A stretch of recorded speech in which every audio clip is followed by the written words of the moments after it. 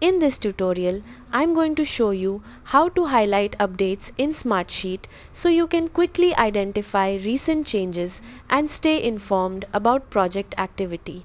First, open the Smartsheet sheet you want to review. Then click the View menu at the top of the screen and select Highlight Changes. Next, choose the criteria for the updates you want to see. You can filter changes by user and select a time range, such as since your last login or within the last few days. Once applied, Smartsheet will temporarily highlight cells that have been updated, making it easy to spot recent edits throughout the sheet. For more permanent visibility, you can also use conditional formatting. Open the Format menu and select Conditional Formatting. Then create a rule based on fields such as modified date or status.